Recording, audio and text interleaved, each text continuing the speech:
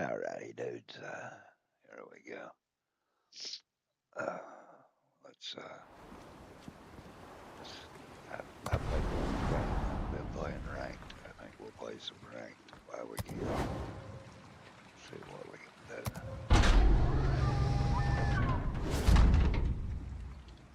It's okay.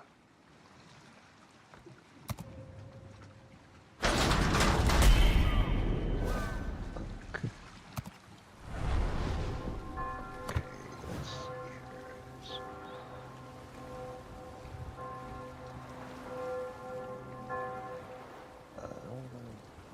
Is it the private?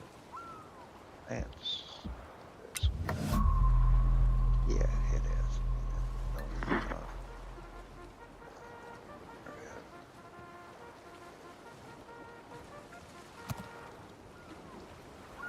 I don't think so. I think this one has been. It's the one we haven't finished.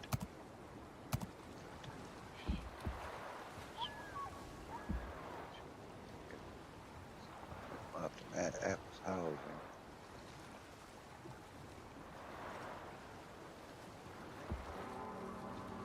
It's this one. So that's big. Yes, it's this one.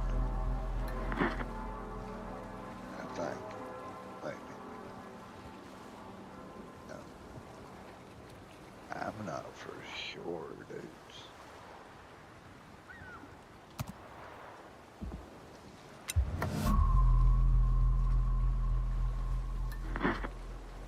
Not that one. Oh, it's this one. It's this one.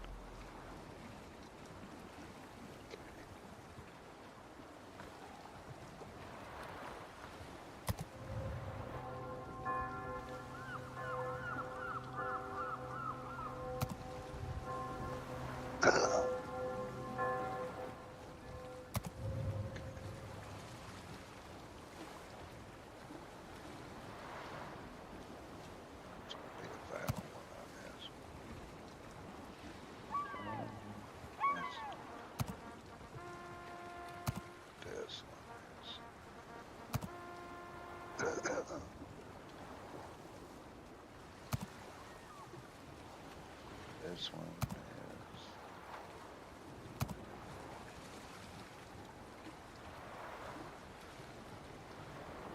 Tier 6 cruiser.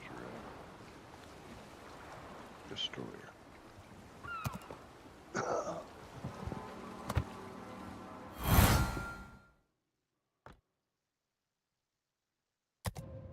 Thousand. Yeah, boy.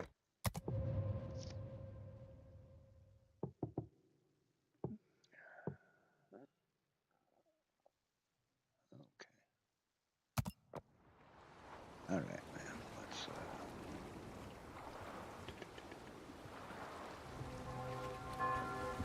Stuff is okay. Okay, we don't need that big one load on her.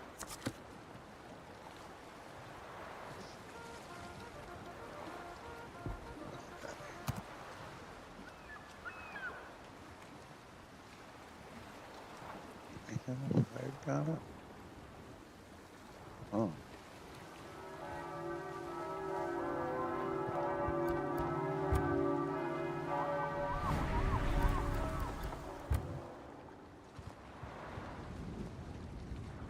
Huh. There we go.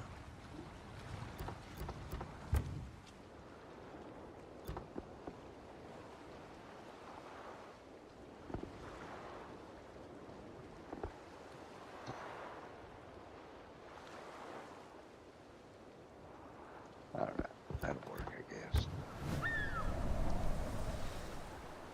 Yeah. Yeah. Yeah. Yeah.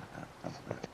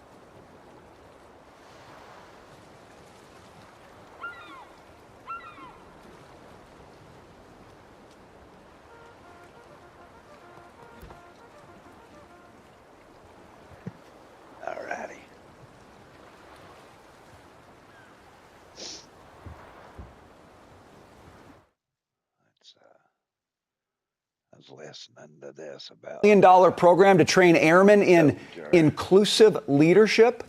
Good luck on the battlefield with your unconscious bias training. Michael Lee, you are a guy who's not into soap opera. These folks are in Washington, D.C. They want to make a mess. They want to make a big hoopla, but you're a markets guy. What do the markets think about what Musk is doing, Trump is doing, and their likelihood of success ultimately? Well, as a markets guy, as a numbers guy, I am shocked at how big the numbers are that Elon is coming up with. It may seem like Elon speaks in hyperbole like Trump, but he doesn't. This is one of the smartest men, one of the most influential men that has ever walked the face of the earth. And so when he's out there saying, we're going to find well in excess of $1 trillion on an annual basis from waste, fraud, and abuse and programs that we don't need, that is mind-blowing considering the size of our deficit is $2.5 trillion. So right now, if you're like me and you're sitting here saying, okay, well, 20 cents out of every dollar that comes into the federal treasury goes to pay interest on debt. And we're creating a new $1 trillion every 100 days or so. This has to stop. We need dramatic change. We need an almost balanced budget in the next 24 months. Otherwise, that 20 cents of every dollar that's coming in becomes 25, 30, 40, 50, and then you have to make horrible decisions to keep our country going. So I think this is unbelievable news. I think the Democrats are making a massive political miscalculus. Recent polling out by Rasmussen saying Elon's far more popular than the Democrat Party at the moment.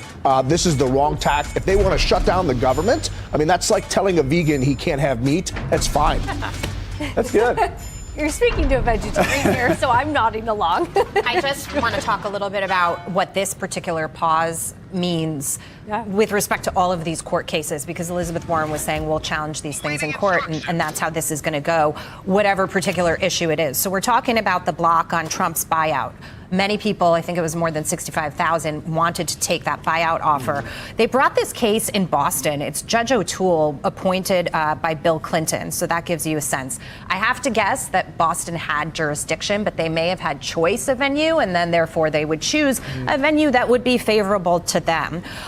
So it's a case that the unions are basically bringing, and they're saying that what Trump is trying to do is what's a slapdash. It's a failure to consider the functioning of the government. The opposition is saying it's actually a humane off-ramp with respect to accomplishing his agenda. And we had questioned why he was giving such great terms, actually. He could have just fired them and not given them any severance or any kind of a buyout. And so I think that they kind of foresaw this coming, and they thought if we give them better terms, it makes our position a little bit more favorable. And of course, this is not the only suit. We're going to talk about it later, but the union that represents the CFPB is also bringing a similar suit, and they're just going to challenge these to slow it down. Right now, they can't proceed with the buyout, and his agenda gets stalled that way. Actually, Bill McGurn makes a really good point about the CFPB. I'm glad you brought that up, Jackie, because he talks about it in an op-ed in the Wall Street Journal this morning. And one of the things he says about, the title is Elon Musk is having a ball, which, let's be clear, he should be. And he may not be able to get all the cuts that he wants. But he talks about the CFPB because, look, he goes, for years, Congress has chipped away at presidential powers, creating agencies looking at you. This is a direct quote, looking at you, CPSC, as it tries to insulate itself from presidential authority. These agencies appeal to progressives. And he goes on to talk about the egregious amount of money that these progressive policies, USAID, we can go back to that for a moment. We can say, the military's next. Secretary Hegseth was just speaking over in Germany, and he said, we're opening the books, bring it on. Because if you start to pull back money that's being wasted at the Defense Department, that's money that goes to warriors, that goes to protect our military men and women. But at the end of the day, and that ruling that you talked about, that move by the judge, all of this is going to end up in the court system. It's all going to end up at the Supreme Court. Let's do it now versus wait, because I think Elon Musk has a lot more work to do. When it comes to CFPB, you guys, I'm an old-fashioned girl. If I was sitting in front of Jay Powell, like a lot of the senators are today, I'd be asking him about the balance sheet and the runoff and mortgage-backed securities and, inflation maybe. But a lot of his questions, Mike Lee, were about the CFPB, because we've had a lot of interesting conversations on this program where people on the left think that you can't shut it down because it's congressional authority, but people on the right, Unleash Prosperity founder Stephen Moore, E.J. Antoni say, no, actually, the Fed approves the CFPB's budget request. And when asked, Powell said, how many times have you turned down a request? He says, 0. We always give them the money they ask for because legally we can't deny them. But the irony is it's supposed to be coming from the Federal Reserve's profits.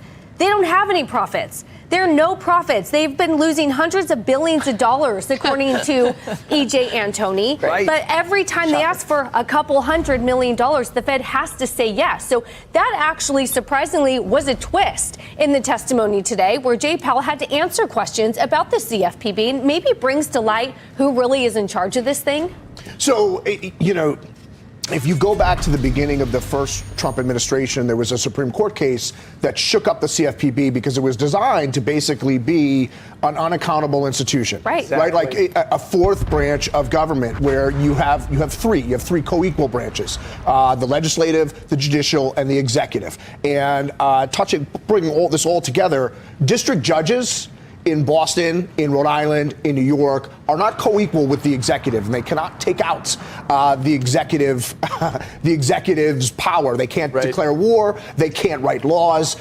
They can rule on laws, but I think we're getting to a point where the Trump administration says to the Supreme Court, you either need to rule on this now, or we're going to ignore it until you rule on it, because this is ridiculous. You can't tell me that the president and his appointees can't run an executive agency. And to that point, bringing it all back, you can't have an agency that's an executive agency that exists outside the power of the executive. And maybe you can't completely shut down these agencies, but you can take the employees from 15,000 to 200. But they're Biden-appointed judges. Let's be clear. If you look at every case that's been presented right now, they're Biden-appointed judges. I think, though, you made the key point. They're going to get involved in little ways right now and try to block things.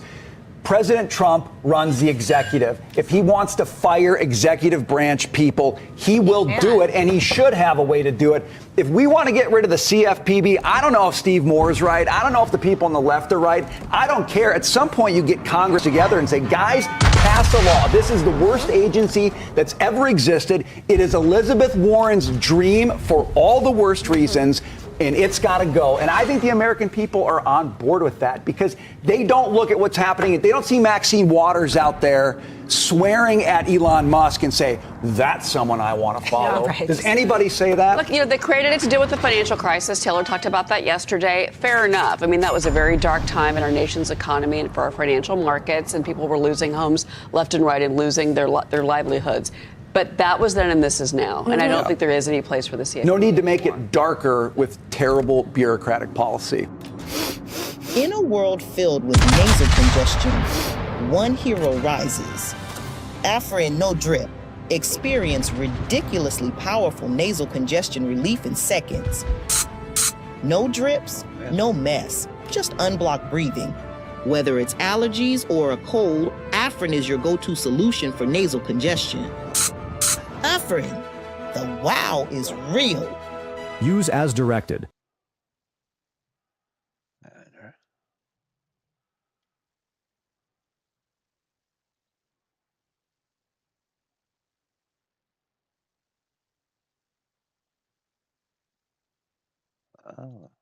So let's go out now to California, where Very nice. Do you hear that?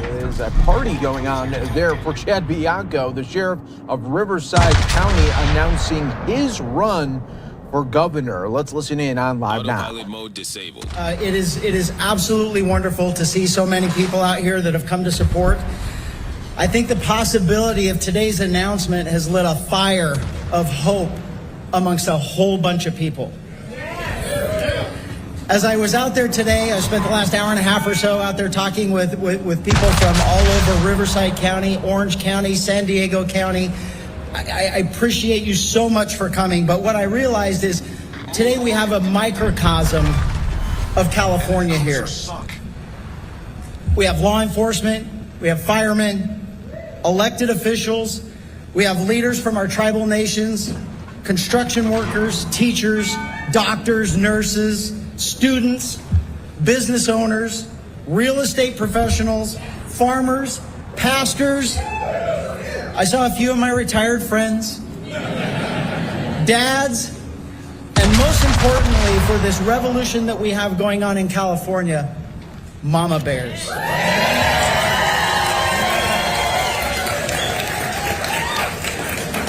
I think it would be safe to say that this crowd represents all aspects of our beautiful state. Do you know who I do not see here today? There is no one from special interest groups that are destroying our state. Before I say anything else, I want to especially thank my beautiful wife, Denise.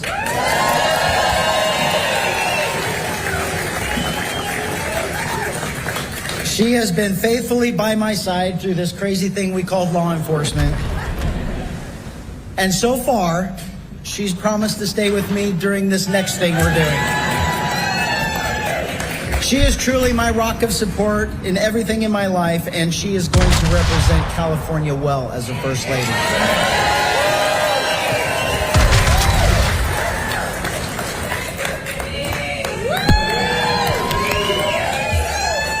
Last thing, Chuck and Naomi, thank you very much for allowing us to have this here today. This is an awesome event. I love this building. Thank you very much for allowing it here.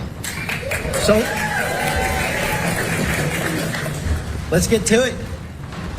I'm here to announce our campaign to be the next governor of California.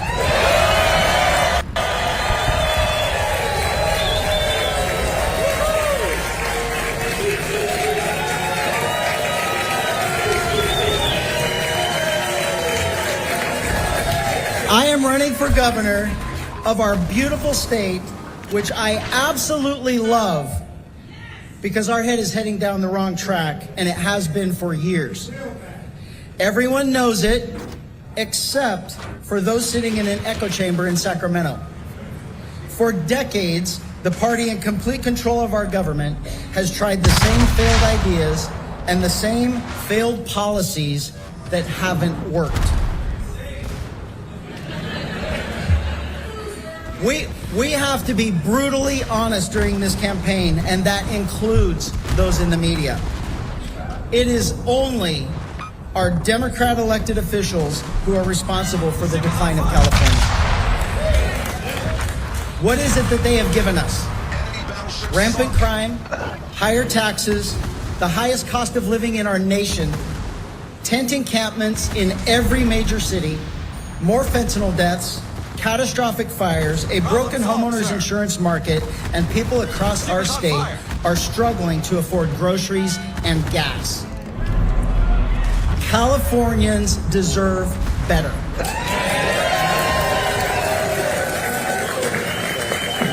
I came to California in 1989 in search of the California dream.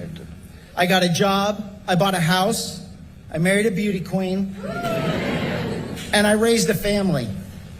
Over the past 36 years,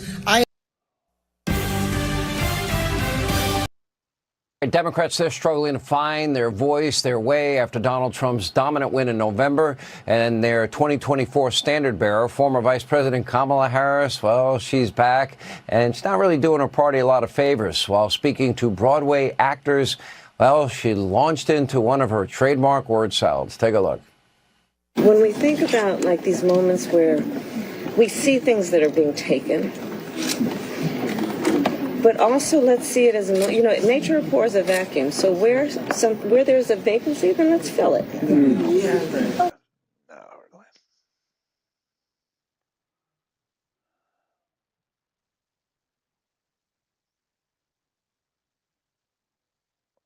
They kicked her ass out of Congress.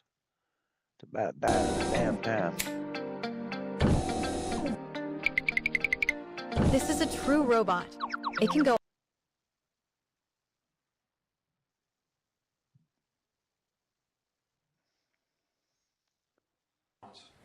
I am joined by 9 Minnesota State representatives, and I think there's 6 here today.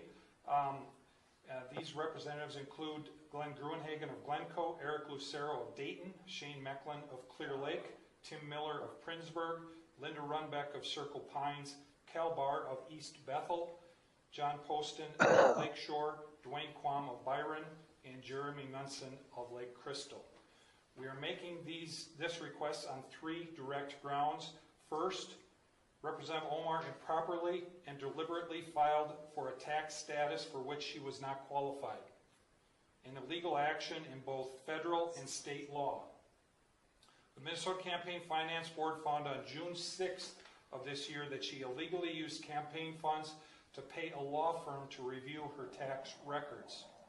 The Campaign Finance Board exposed crystal clear probable cause for a tax fraud or tax evasion investigation when they discovered that Representative Omar filed as married and filing jointly with Mr. Ahmad Hersey in 2014 and 2015. During those years, she was legally married to Mr. Ahmad Elmi. Did the illegal filing produce a lower tax liability for the couple? Did her illegal tax Can't hear filing this bring thing. her They tax put me in. exemption for which she If we was can't not find a legally better qualified? video of it. Tax Usually fraud people is what they. choose the tax. So, most definitely.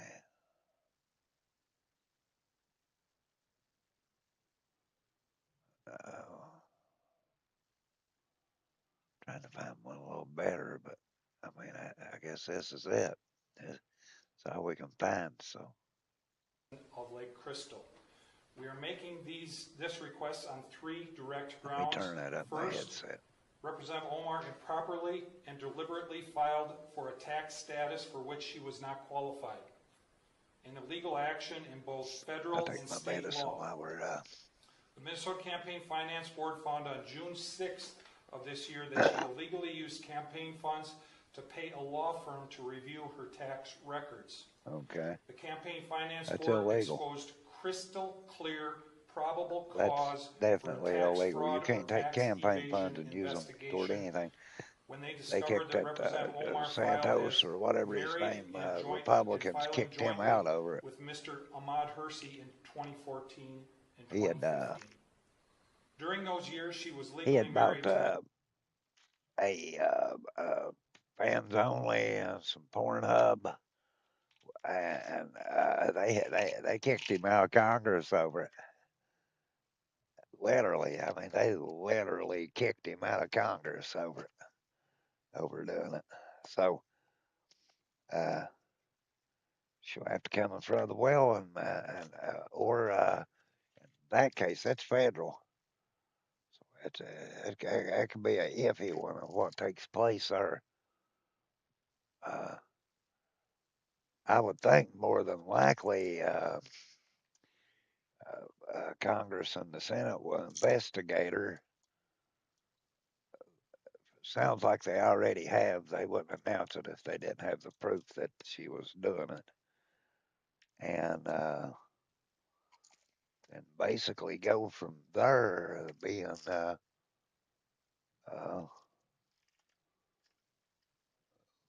doesn't look good for her, boy.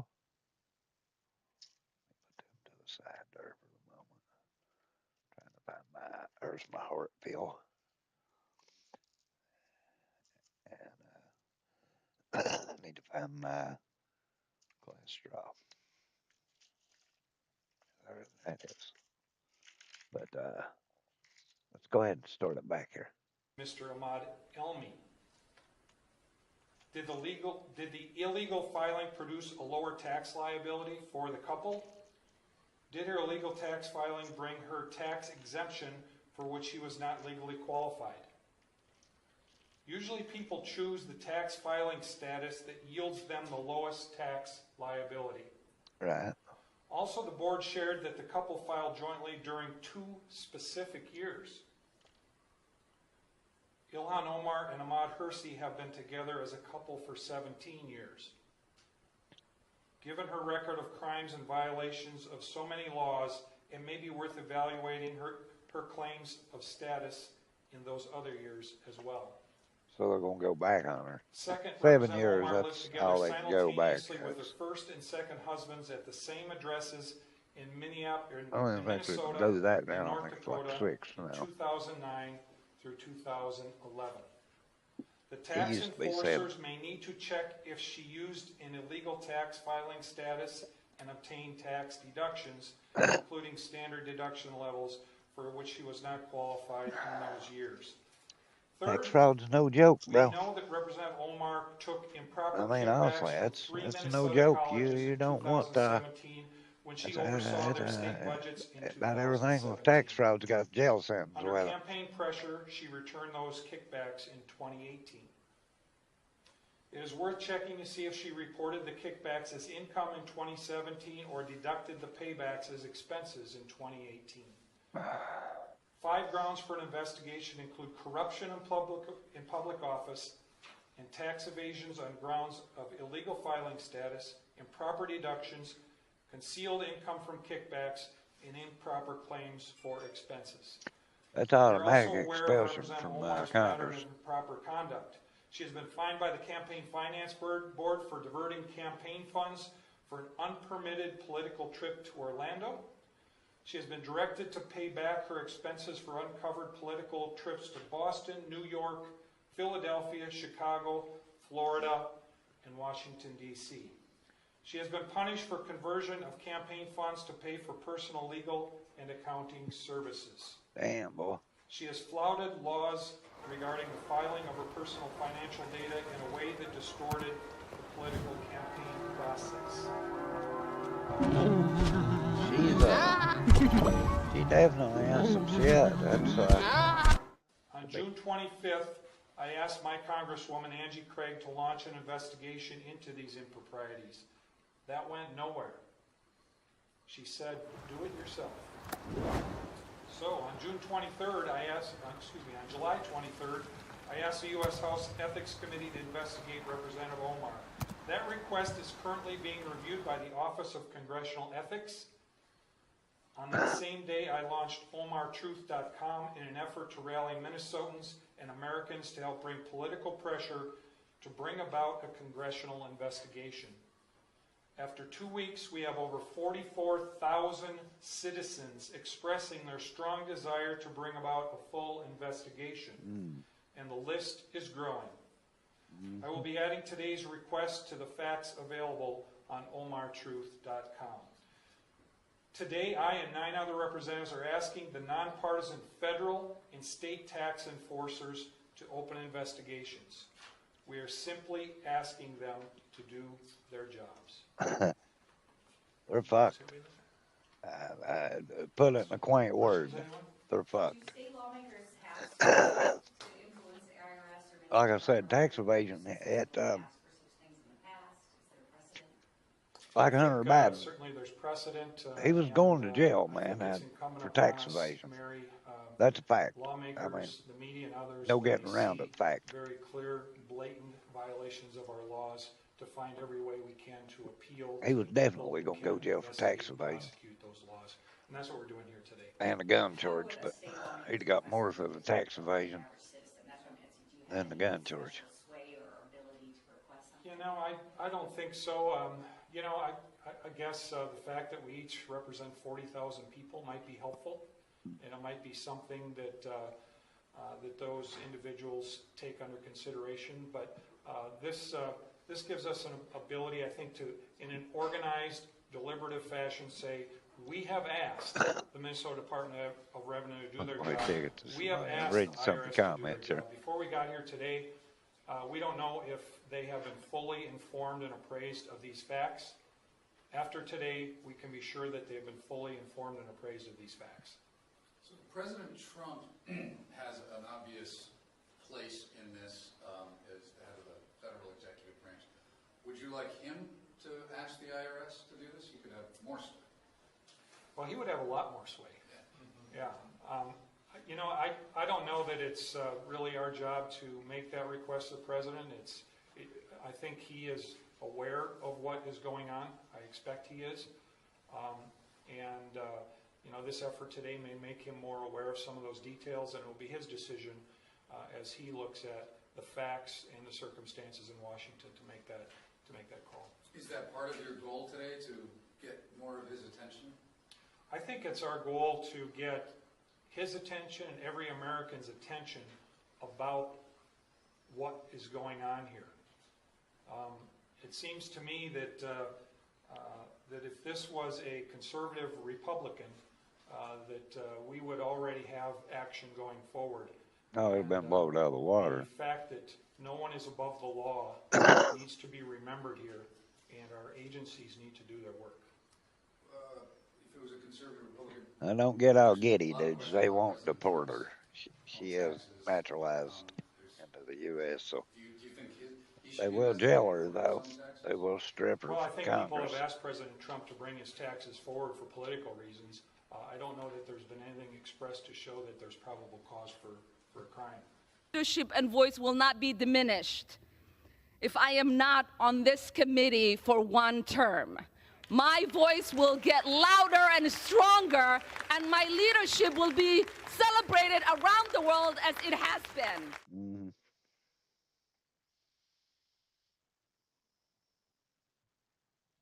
Don't know about around the world.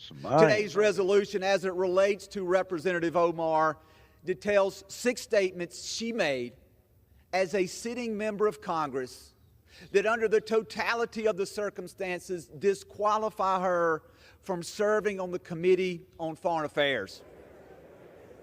I know they kicked her off that.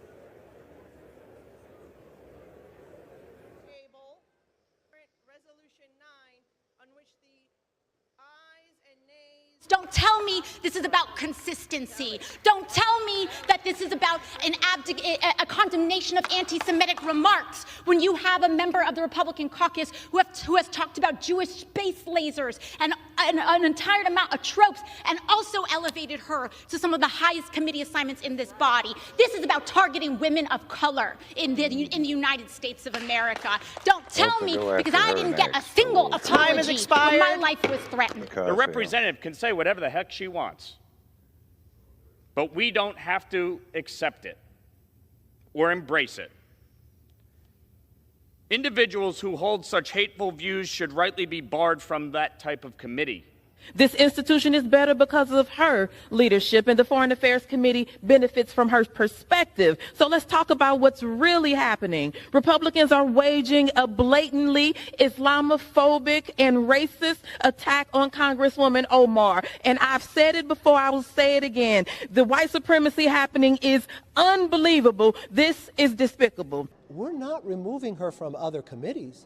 We just do not believe when it comes to foreign affairs, especially the responsibility of that position around the world with the comments that you make. She shouldn't serve there.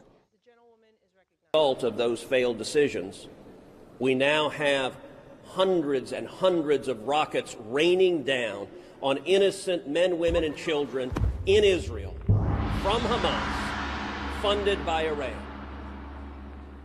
The Biden administration's mistakes produced this crisis. And what is Joe Biden doing today? Today, he called Prime Minister Netanyahu not to say America stands with Israel, not to say we have your back, not to say you have a right to defend yourself against terrorism, but instead a tough call, as the administration is now proudly trumpeting, where President Biden condescended and lectured to Prime Minister Netanyahu and urged him to stop defending Israel against the terrorists. Let me be clear. There is no moral equivalency between terrorists murdering innocent civilians and a sovereign nation defending itself against those terrorists. Some years ago, Prime Minister Netanyahu put it powerfully when he observed the difference between Israel and Hamas. They use their citizens to protect their missiles. We use our missiles to protect our citizens. And Hamas regularly stores missiles in kindergartens, in hospitals. They use human shields. And what do the Democrats do? The Democrats act as their press agents. The Democrats spread propaganda because human shields are all designed locating military assets where innocent Palestinian civilians are likely to be the inadvertent targets of any act to strike back against the terrorists. It is Hamas that is killing these human shields. And the Democrats in the press are happily parroting that propaganda language. Several years ago, I led a bipartisan resolution that passed unanimously in the Senate condemning the use of human shields as a war crime. It is a war crime. But right now, the Democratic Party is governed and led by the extreme left, by the Squad, by AOC and Tlaib and Omar. Capture that area. Whose statements might as well be issued on behalf of Hamas. They are accusing Israel of engaging in terrorism, defending your citizens from violent terrorist attacks. Enemy force detected. Is the right of Israel. Yes.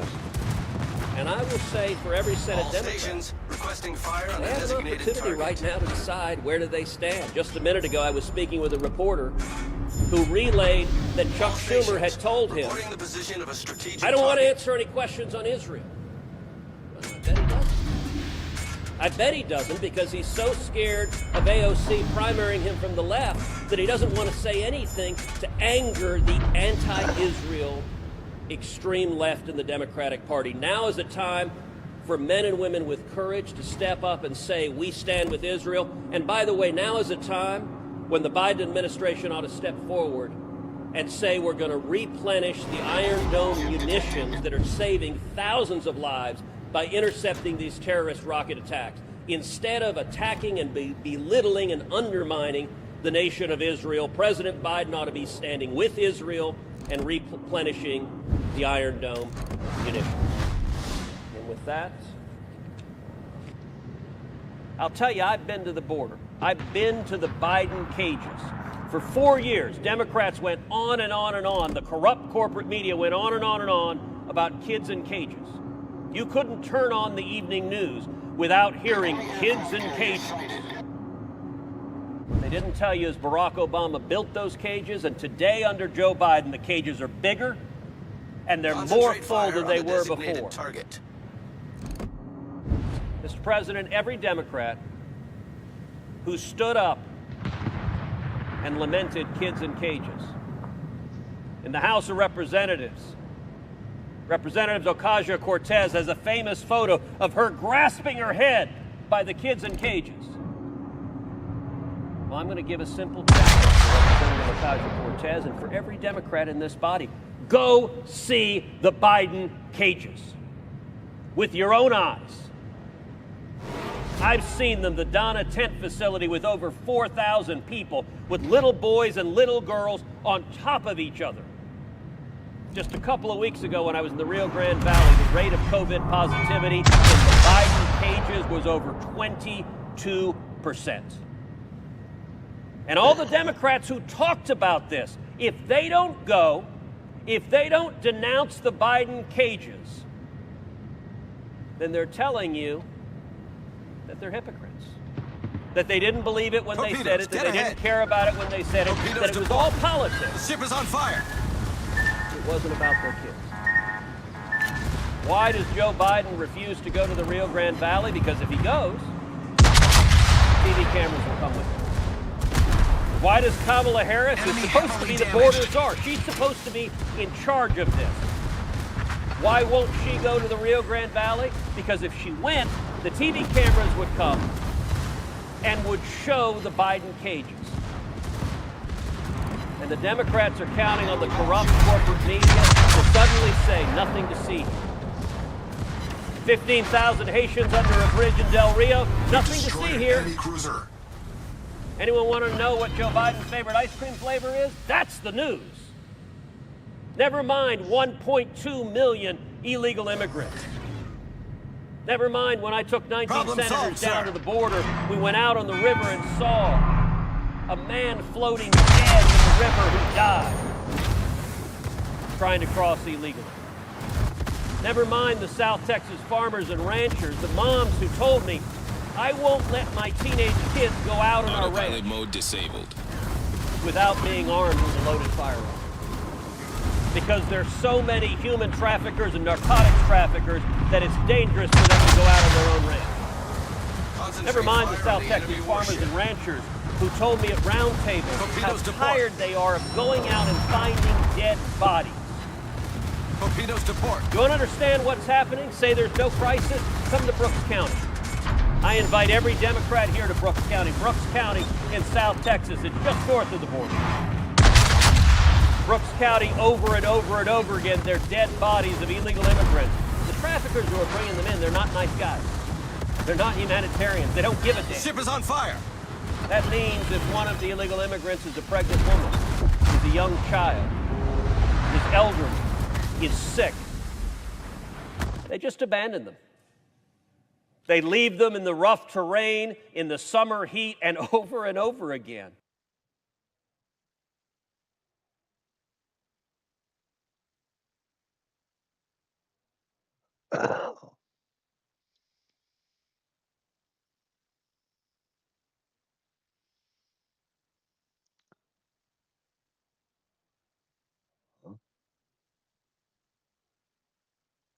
Okay, I don't really. So when I was fired the last time from this show, Wait, people say to me, were you okay with that? And my answer is, I was happy.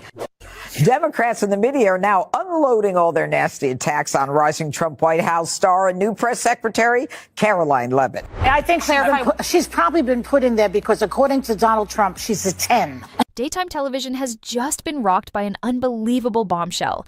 Joy Behar, the fiery and controversial co-host of The View, has been arrested at the airport while allegedly trying to flee the country. And why? Because of a shocking $50 million lawsuit that could completely destroy her career. The drama is unfolding fast, and the details are even crazier than you'd expect. Did Joy really try to run from the law? Is her career officially over? Stay tuned, because this story is about to take a wild turn. Everything began with a single comment that sent shockwaves through the entertainment industry. During a heated debate on The View, Joy Behar made a highly controversial remark about Caroline Leavitt, the newly appointed White House press secretary. Joy objectifying the White House press secretary, saying she only has the job because she's hot. In a moment that would haunt her forever, Behar dismissed Leavitt's qualifications, suggesting that she only got the role because of her appearance. I think she's probably been put in there because, according to Donald Trump, she's a 10. You know that's what it is. The backlash was instant and brutal. Voters do not agree with these despicable women on The View. They are wildly out of touch with the vast majority of Americans, and frankly, they should seek immediate help. Social media erupted into a firestorm, with thousands of users demanding accountability. Political analysts, journalists, and even former colleagues chimed in, calling Behar's statement one of the most reckless comments of her career. Viewers from both sides of the political spectrum found themselves united in outrage, accusing her of blatant hypocrisy. Isn't it rich that The View is saying she got the job based on looks when DEI is all about based on looks? Caroline Leavitt is the press secretary at the White House, doing a great job. Such a great job that the ladies of The View feel the green monster coming upon them. For years, Behar had built her career championing women's rights and empowerment. Yet, in one careless moment, she had completely contradicted her own principles. The controversy quickly escalated beyond social media. Major news outlets picked up the story, with primetime anchors dissecting Behar's words and questioning whether she had finally crossed the line. Caroline Leavitt, she's just 27 years old. But boy, was she giving it to the Trump haters in her first White House briefing. They really don't like this woman. She's a good communicator. And so Joy Behar just offered her analysis on why Leavitt was picked for the role. Prominent female politicians and activists publicly condemned her, arguing that comments like these set back the progress of women in leadership roles. The backlash was so severe that advertisers began pulling their sponsorships from The View, forcing ABC into damage control mode. At first, Behar tried to brush off the outrage, claiming that her comment was taken out of context. But if she thought the backlash would fade in a few days, she was dead wrong. The more she tried to justify her words, the more the public demanded an apology. Calls for her immediate removal from the show began circulating, with petitions gathering hundreds of thousands of signatures overnight. This wasn't just another TV controversy. This was a full-blown PR catastrophe that threatened to destroy her career forever. Caroline Leavitt wasn't about to let this slide. Instead of issuing a simple clapback, she went straight for the jugular by filing a $50 million defamation lawsuit against Joy Behar. The lawsuit accused Behar of making malicious and false statements with the intent of discrediting Leavitt's professional reputation. Legal experts quickly weighed in, speculating that this could be one of the most expensive lawsuits in daytime television history. If Behar lost, it wouldn't just be a financial disaster. It would be a public humiliation unlike anything she had ever faced. ABC executives were reportedly in full-blown panic mode, scrambling to contain the damage. Behind the scenes, the network's top brass held emergency meetings, trying to decide if Bihar was too much of a liability to keep on the show. And while tensions rose, Joy Behar made a move that shocked everyone. As the legal battle intensified, Joy Behar realized that things were spiraling out of her control. Sources claim she became increasingly paranoid, convinced that she was about to be financially ruined and publicly disgraced. That's when she allegedly hatched a plan to flee the country before the legal system could catch up with her. According to reports, Behar booked a one-way flight to Italy, her ancestral homeland, in a last-ditch effort to escape the potential financial ruin looming over her. However, what she didn't expect was that federal authorities were already onto her. As she attempted to board her flight, TSA and law enforcement intercepted her at the airport, leading to her shocking arrest in front of stunned onlookers. Passengers at the airport described the scene as pure chaos, with some even capturing videos of Behar being escorted away in handcuffs. Security officials later confirmed that she was detained on suspicion of attempting to evade legal consequences. The footage of her arrest quickly spread online, sending social media into a frenzy. With Bihar's dramatic arrest making headlines worldwide, ABC had no choice but to immediately distance themselves from the scandal. Within hours, an official statement was released, confirming that Joy Behar was no longer affiliated with the network. This decision sent shockwaves through Hollywood, dividing celebrities, journalists, and political commentators alike. Some defended Behar, claiming that she was a victim of cancel culture gone too far, while others argued that she finally faced the consequences of her own reckless words. Meanwhile, The View found itself in a state of chaos. With Behar gone, the show's producers rushed to find a replacement, unsure of how to fill the void left by one of the most recognizable figures in daytime television. The controversy also sparked heated debates about whether The View itself could even survive after such a monumental scandal. With Joy Behar facing serious legal trouble, the question remains, what's next for the former co-host of The View? Will she be able to clear her name and reclaim her reputation? Or will this scandal mark the permanent downfall of her career? And what about Caroline Leavitt? Her decision to sue Behar has propelled her into the national spotlight. I would like this young lady this is her first job, I would like her to do a little homework because she said something yesterday that really pissed me off. And let me explain something to you, because without that wokeness, you might not have that job. Maybe. But my point is that job would not maybe have been open to her. No, I understand. I just wanted to clarify that. Yeah. How well you can do your job, and the American people agree with that sentiment. So it's about competence, skill, and merit. It's not. So first of all, and I have had my objections to the job that Karine Jean-Pierre did, but she worked in politics for 21 years, 5 presidential campaigns, and worked in 2 administrations. I was stunned and amazed by his new White House spokeswoman today. She's actually the youngest ever in that job. Rowan, I couldn't do that at 27. No nonsense, straight to the point, courage, detail. But will she actually win the case? Or will Behar fight back with a shocking counterattack? One thing's for certain, this drama is far from over. The legal battle, the media frenzy, and the fallout from this controversy will dominate headlines for weeks to come. So, what do you think? Did Joy Behar deserve this fate, or was she unfairly targeted? Let us know in the comments below. And don't forget to like, subscribe, and turn on notifications to stay updated on the latest Hollywood scandals. This is just the beginning, and trust us, you won't want to miss what happens next. Stay tuned for more jaw-dropping revelations. Okay. You say so, you know.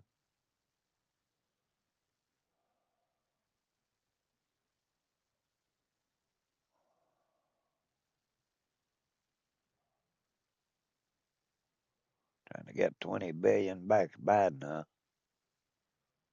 My whole career, I was pretty much bald, so people just got to know me as being a bald guy. I did wonder what it would be like if I could have hair. When you have different cameras. President Trump's Environmental Protection Agency is vowing to pull back $20 billion of your money, taxpayer money, that was designated for climate projects by President Biden. Now, those climate grants were one of Biden's final acts in office, but EPA Administrator Lee Zeldin says it was, quote, a rush job to avoid congressional oversight. Fox Business's Grady Trimble is live in Washington with more. Grady. Hey, Kaylee, the current EPA says the previous administration parked about $20 billion in an outside financial institution with a goal of doling that money out to climate organizations. EPA Administrator Lee Zeldin says the agreement with that bank must be immediately terminated and all of that money must be returned. We're not talking about chump change here. We're talking about billions of your tax dollars. We at the EPA and inside the Trump administration have zero tolerance for waste and abuse.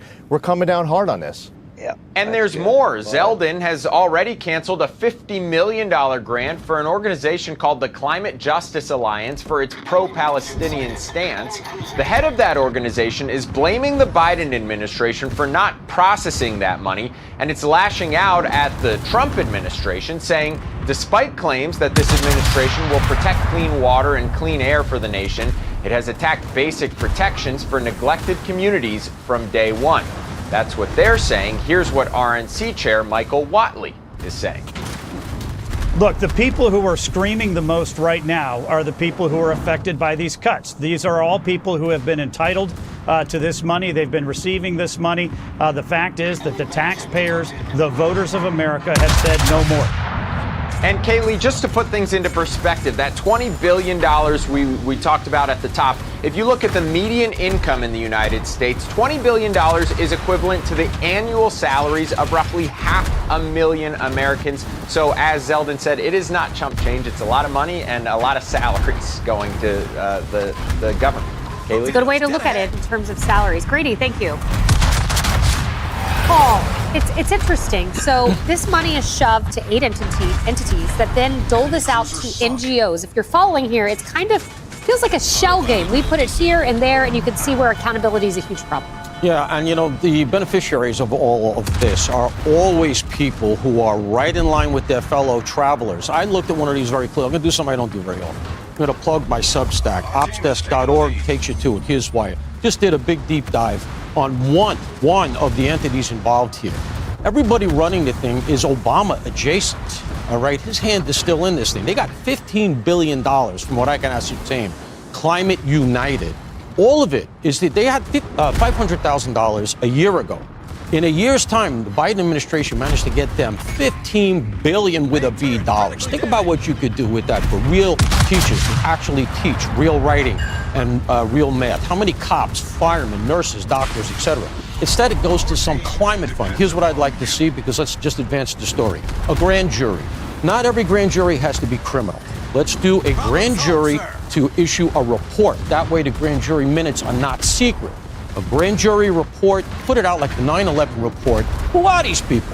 How did they get all of our money? I want to see it, push it out to the public. Donald Trump will once again, as we said in the A block, retain the high ground. Harris, there was a ton of reporting about the Biden administration shoving this money out the door on their way out, shoving it to dark corners. And I think that there should be some sort of rule, maybe legislation, that when you're on the way out the door, maybe we press pause on the spending. The American people clearly had different priorities than Biden at that time in history. Yeah, well, he set the bar on that, it would seem, because now you're starting to see, like, the AG Pam Bondi clawing back some of those dollars. You see the head of FEMA, Kristi Noem, clawing back the $59 million or more that they had just given New York, because the money was already in the pipeline, but we're not quite so sure that it should have been doled out, you know. And so now we're starting to see, well, what does it look like if they are able to push some stuff out on the way out the door through contracts or whatever? What does it look like for a president who's promised the people that he's going to claw that back? Well, apparently it looks like he's going to be successful in many cases, and that's a good thing.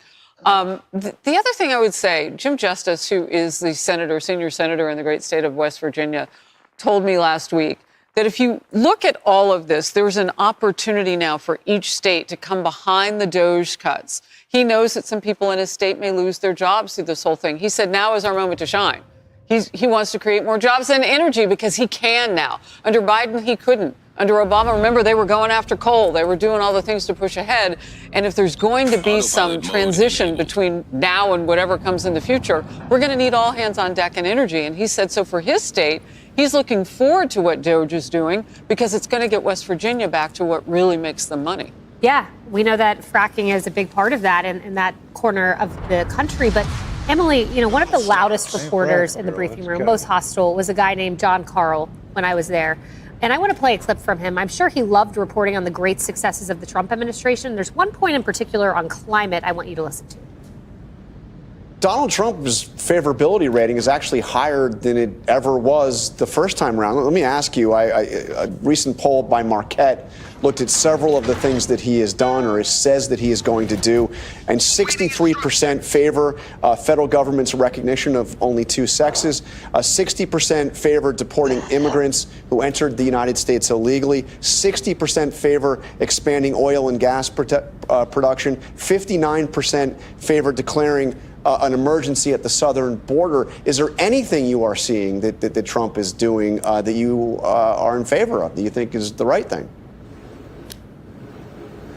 Let me say, as it relates to all of those issues, we're just at the beginning. Yeah, we're at the beginning, and 60% want oil and gas drilling. So I'm sure they love to hear $20 billion went to climate initiatives. Exactly, and I also feel like that divulges how absent the Democrat Party, the elected officials of the Democrat Party are with the actual voters and with Americans. They're just at the beginning. Well, Americans have been here for quite some time. I think being quite loud about wanting jobs, wanting drilling, wanting things that make the economy thrive. And I want to point out, too, with that media clip, the shaping of the narrative here. So recall that how the AP phrased this. They said Biden issued $20 billion in green grants. The Trump administration now wants it back. Right, it's all about the framing, whereas the EPA and Secretary Zeldin says, or the Administrator Zeldin says, well, it was a rush job. And we know the use or lose rush that happens at the end of every government fiscal year. The reality is that there is a rush. There's a hiding. There's a lot of actions here that I think are totally obfuscated when under the headlines, well, it was delegated. It wasn't. There was not a grant thoughtful process. It was a shoving a big amount of your money into a sort of hidey hole and then waiting for that to go out. And then to your point, we're going to learn what grants, what recipients are. And the next point that I wanted to make, which I just lost, was this. No, I just lost it. It's President's Day. It's a federal holiday, so you're allowed to lose points. What was I going to say? It was important at the time. It'll come back. It'll come back to you. Kennedy. I will cede my time whenever it reoccurs, because I believe in her. My genius. I also believe in this thrust of winnowing down the federal government, one administration, one department at a time. And I would like to see more departments go in and doge themselves before, the larger operation comes in, because I think there are a lot of very suspect branches that need to be pruned, that are costing people a lot of money. And there are very few examples here where people go, oh, what a wonderful return on investment for my tax dollars. Yep. Like, I have so much being taken away from me in taxation. Like, these programs really help me personally. They don't. None of this stuff that we have seen, it's just making people go, this is what the federal government is spending my money on? You have to be kidding me. So if we're finding just $20 billion at the EPA, Elon Musk has promised that DOGE will get rid of $1 trillion in wasteful spending. Yeah, I think we're going to get there sooner than anyone could have imagined. I think there's so much waste here. And, to your point, when you're talking about some of the NGOs, the more times you shift the money, the less transparency there is. And so that is the point of the entire operation, is to get it, say you're doing something that's meaningful and beneficial, and get it the hell out of there so it can be laundered a few more times, so no one really knows where the money's going. We just know there are administrators in these NGOs who are making, very tidy $6 and $7 salaries. So swampy. Yes. Yeah. I love what you said, to doge themselves. You've made doge a verb. I like it. Maybe that can be the word of the year. Yeah, word of the year. Doge yourself, guys. The enemy is about to win. The enemy team has taken the lead.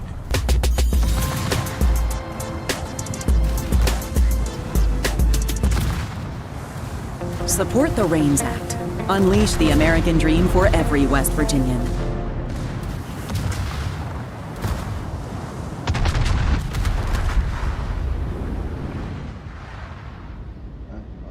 The Department of Government Efficiency on a mission to expose government waste. One of the more bizarre things uncovered include an underground limestone mine in Pennsylvania, where federal retirement claims are processed by hand. It also found Boeing overcharged the Pentagon by 8,000% for soap dispensers last October. But Democrats are losing their minds over all that's being uncovered, calling them threats to national security. Maria spoke with chair of the House Republican Conference, Lisa McClain, about this on Sunday Morning Futures yesterday. Watch. And that's why you see the Democrats losing their mind, because we're actually uncovering all of this waste, fraud, and abuse. And they're losing their minds. Why? Because we're uncovering it. And they're actually advocating for us to continue the wasteful spending. And there's a lot of fear-mongering right now that's going on. Listen, I believe that there are a lot of savings and efficiencies that we can find before we have to touch mandatory spending. But let's not confuse savings with cuts. And let's not confuse reforms with cuts. Our goal is to make sure that we give the money and the programs to the people who need it most. Sure. I'm hard-pressed to believe that government runs so efficiently that there's not any savings that we can find. Joining me now, Heritage Foundation and Heritage Action President and author of Dawn's Early Light, Taking Back Washington to Save America, Kevin Roberts. Kevin, thank you so much for joining us this President's Day. It's always great to speak with you. You know, one of the things about what she's saying, Democrats losing their mind, but I think the bigger question here is when DOJ continues to expose waste and fraud, that's one thing. They can lose their mind about that. Common sense prevails. But the bigger question is going to be when the cuts that are going to be proposed to the federal government, if you're going to hit that $2 trillion mark, are actually going to be put down on paper. What are these congressional members going to do when they're told that something in their district, in their state, is going to be cut? That's the politics of this, Kevin. Help us understand that portion of this negotiation. Well, Cheryl, always great to be with you. Ultimately, they're going to have to take hard votes in the same way that multiple times in modern American history, about once in a generation when our fiscal house becomes so disordered, that members of Congress have to stand up for the common good. They have to stand up for fiscal sanity. And I'm certainly not suggesting that those are easy votes.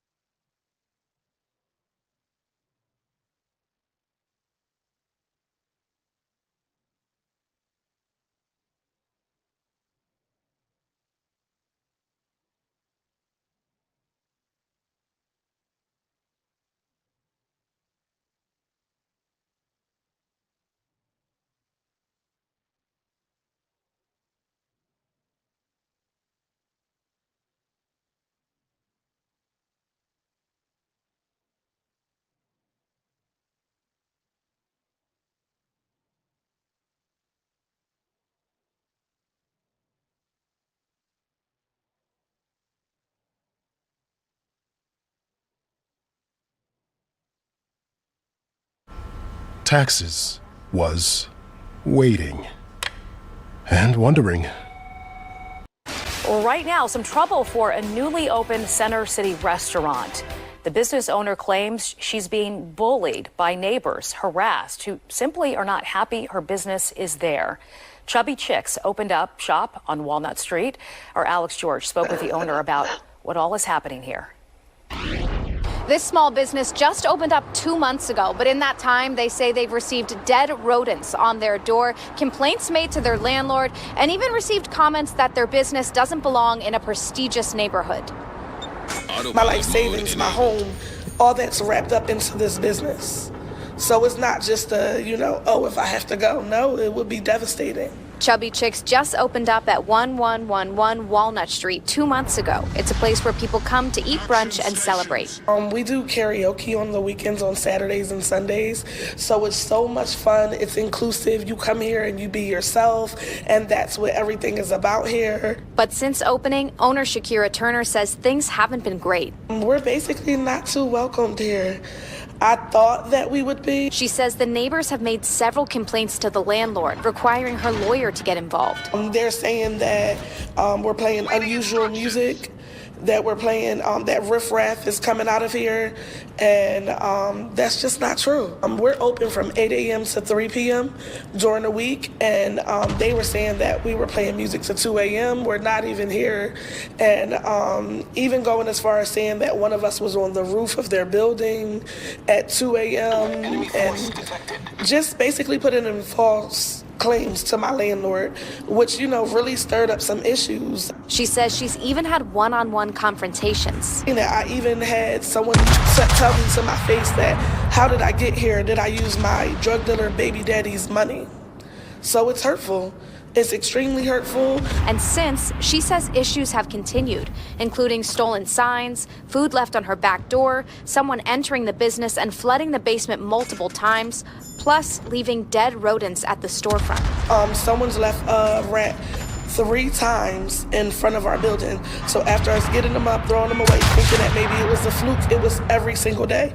A video detailing the situation at Chubby Chicks is gaining traction on social media, asking the community to come and support the business. It's disappointing in the time that we live in, so I just really wanted to be able to hold her close and show her that the community is here to support her. We reached out to those neighbors' property manager, and we will update you when we get a response. In Old City, Alex George, Fox 29 News.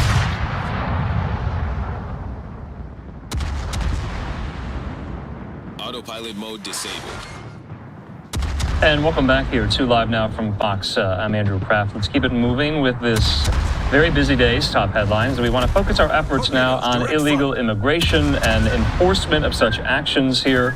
And get you up to speed on the number of illegal border crossings, because it has dropped precipitously in the past few weeks here, according to Trump border czar Tom Homan. He says this: in the last 24 hours, the U.S. Border Patrol has encountered a total of 229 aliens across the entire southwest border. He says that is down from a high of over 11,000 a day under Biden. Holman says, I started as a Border Patrol agent in 1984, and I don't remember the numbers ever being that low. He says President Trump promised a secure border, and he is delivering. We're hearing from more of these border officials, including some of these Texas sheriffs, like Chris Olivares, who is a sheriff near the El Paso sector. He says this: Texas border crossings for yesterday, that the unified efforts by the state of Texas, federal authorities, and military forces are deterring illegal border crossings, resulting in an unprecedented decrease in unlawful border crossings. And you see there the total, that's the total of the entire southwest border yesterday, 230 illegal crossings. So that is somewhat unprecedented in recent memory.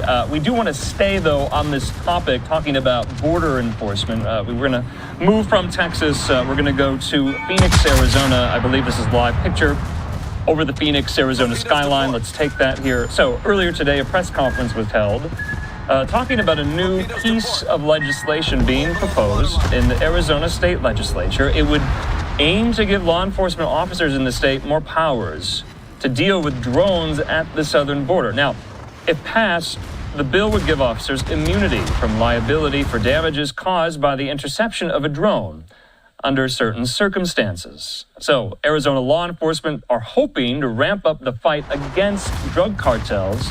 Arizona Attorney General Chris Mays was also on hand for this. She tweeted, proud to stand with Representative David Marshall in support of House Bill 2733, which will give Arizona...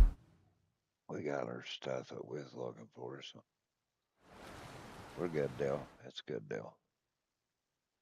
So pretty happy at that. I mean, yeah, we could get one more container, but we're good. So I got these I was looking to get and the event pass. So that's all we was really worried about. All right, bro.